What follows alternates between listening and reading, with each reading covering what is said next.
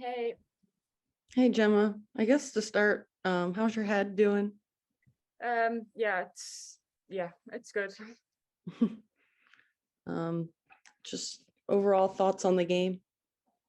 Um, I mean, firstly, it was disappointing from us. It wasn't good enough, especially how we finished the game. I think, we knew the quality that North Carolina had. We knew they were going to have the moments, but I think, we did well in parts of the game, but it's not good enough, especially how we finished the game, especially at 3-1. We could go and there was still two goals in it. So yeah, I mean, look, it's frustrating as players because I think we worked hard this week. We knew what we had to do, and it's just not happening from the training pitch. It's not transferring to the games. But as players, it's frustrating. I think we're working hard every day. We're asking the questions we need to ask, and yeah, it's frustrating. Yeah. So I guess so after this game, you guys are now like officially mathematically eliminated. How do you guys transfer into like these final four games and like stay focused as you guys enter them? Yeah, look, we have next year now to look forward to. We realised that the squad now looks very much different to the squad that started the season. So I guess these games are a chance to start building for next year. As I said, we've got new players that have come in either midway through the season or recently, especially with Wong joining.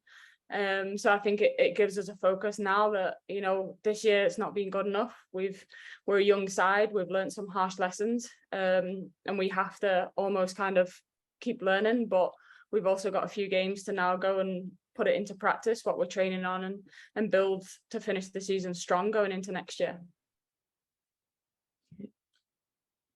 Tyler?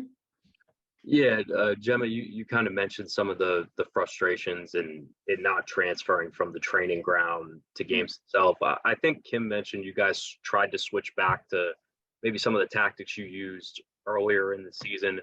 How do you think that transition was received when you guys come back from international break, and is that something you want to keep trying to finish out this year? Yeah, look, it's obviously we've had players away on international break. We've not played for a couple of weeks. But I still think, at the end of the day, we go out, we play a football game. And in this league, you're playing against top players every single week. And you've also got to adapt to the situations that you put in. We realised that, like I said, they've got excellent players. They're going to have excellent moments, but it's up to us to stick together as the team and limit those opportunities as much as possible. So I think, as much as you can have formations, as much as you can have everything like that, we've still got to stick together as a team because I think we're very much a close-knit team, and I think everyone within the group is so positive, but we've almost got to transfer that onto the field and be as close almost together on the field, and back each other up. And I think that's probably why it's so frustrating because we're a close team. So I think it will be very different if we were a happy environment and all that kind of stuff. But for us, we know we have that right. But it's ultimately about what you do on the pitch, and it's up to us as players to now to go and do that. And I think tonight we did it in parts. We knew we were going to get chances from them, but we almost gave them far too many. And a good team like them, they're going to punish us.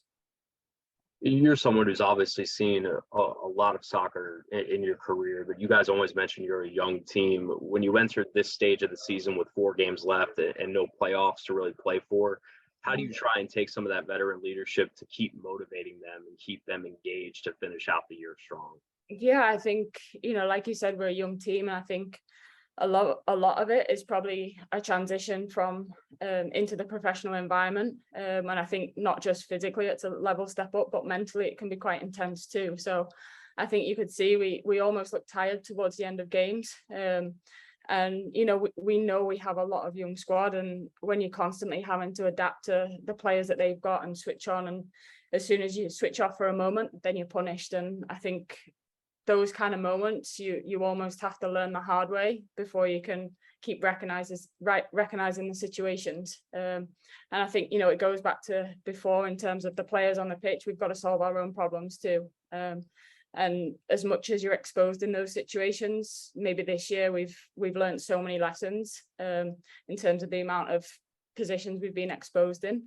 But my hope is that next year, you know, we limit those moments because we know how to deal with them and we're better equipped to kind of manage those moments. And we've already had the experience within ourselves to limit those. And the last thing for me is, how would you describe the communication between you guys and Kim in terms of whether it's in-game adjustments or trying to push you all through this rough patch? I mean, is there a disconnect there in terms of transferring what's going on in training to the game, or what do you think is up there? Yeah, I think, to be honest with you, this week we've probably had the most information. We've had so many questions. So I think for us, it was clear going into the game today, the game plan. And I think, you know, there's probably always going to be questions asked in terms of the language barrier and all that. But I think for us as players, you know, we've got some very clever football players who will also ask questions. So I think it's, you know, we can't say it's a communication piece, because at the end of the day, if you're on the field and you don't understand something, it's up to you to kind of speak up and ask those questions. And I think this week the group's been really good at that. And I think it's probably why it's more frustrating in terms of we've gone out and come on the end of that result. So I think it's a two-way thing, of course. But again, it's up to the players to kind of ask the questions, solve the problems, and that's where we grow as a group. But yeah, I think for sure the communication on the field between us, that, you know, that for me has to be better, and where we can help each other out in those situations. But you know, it goes back to when you're tired, you're trying to stay in games. Maybe that communication doesn't come out as much as it should. And I think when you're playing against a team like North Carolina, they're very confident at the moment, they know what they're doing, they've played together for years. You're almost trying to, you know, find your way in the game, but you almost can't help your teammate next year. So I think the more that we can control those moments, the more we'll be in a better position to communicate and stick more together as a team. But for sure, for me, it wasn't good enough how we finished the game for sure tonight. And, you know, we have to bounce back, and we've got Friday at home. And we'll for sure be reviewing the game this week and looking to go and at least put things right on Friday. Thanks, Gemma. Appreciate your time. Thank you. Thank No you, problem. Gemma. Thank you. Do you have anyone else, or are you done? Savannah should be coming next. We're going to take a quick pause. I think the coaches need to run in and grab their stuff, but Okay. Hey, I hope your head feels okay too. Oh, thank you. I'm just about to go get it checked. I don't know what it looks like. Hopefully not more stitches, but we'll see.